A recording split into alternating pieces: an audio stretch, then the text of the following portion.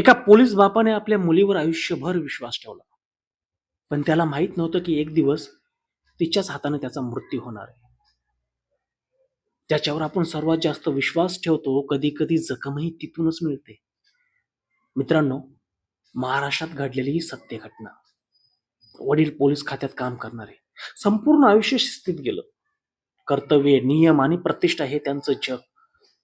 त्यांनी आपल्या मुलीला खूप जपलं. तिला शिकवलं, वाढवलं, आयुष्यात स्वतःच्या पायावर उभं राहायला शिकवलं. मुलगी सुद्धा शिकून पोलीस खात्यात रुजू झाली. काळ पुढे गेला.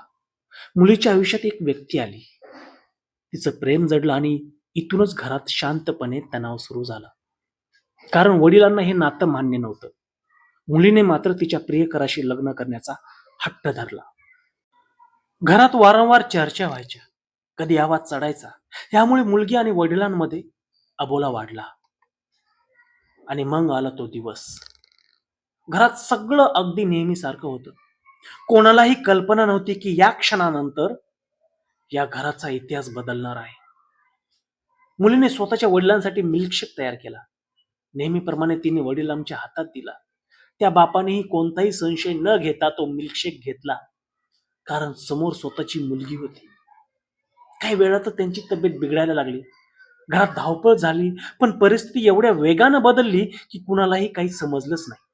आणि थोड्याच वेळात त्या वडिलांचा मृत्यू झाला. घरच्यांना वाटलं अचानक तब्येत बिघडली असेल, कदाचित हृदयविकाराचा झटका असेल.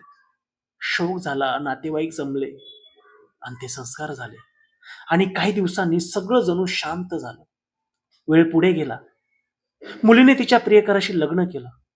1 वर्ष केलं, 2 वर्ष गेली, 3 वर्ष गेली. जगाला वाटलं ही घटना संपली. पण खरी गोष्ट अजून जिवंत होती.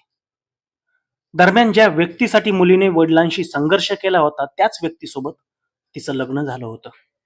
पण आयुष्य नेहमी मनासारखं राहत नाही मित्रांनो. दोघांत मतभेद सुरू झाले, वाद वाढले आणि एका दिवशी नवऱ्याने जे सांगितलं ते ऐकून पोलीस सुद्धा हादरले. त्यानं सांगितलं की माझ्याशी लग्न व्हावं म्हणून माझ्या पत्नीने त्या दिवशी मिल्कशेक मध्ये विष मिसळलं आणि स्वतःच्या वडिलांचा खून केला. ही माहिती बाहेर येताच जुनी फाईल पुन्हा उघडली गेली. तपास सुरू झाला. जुने तपशील पुन्हा तपासले गेले आणि हळूहळू संशय खात्रीत बदलू लागला. ज्या मृत्यूला सगळ्यांनी नैसर्गिक मानलं होतं, तो मृत्यू प्रत्यक्षात नियोजन करून घडवला होता, असा संशय तपासात पुढे आला आणि आज या प्रकरणात अनेक जण अटकेत आहेत. आणि म्हणूनच आजही लोक एकच प्रश्न विचारत आहेत. एक बाप ज्याने आपल्या मुलीवर डोळे झाकून विश्वास ठेवला, तिनेच त्याचा घात केला. तुम्हाला काय वाटतं मित्रांनो? फक्त प्रेम संबंधाला विरोध झाला म्हणून इतकं टोकाचं पाऊल उचललं गेलं असेल का?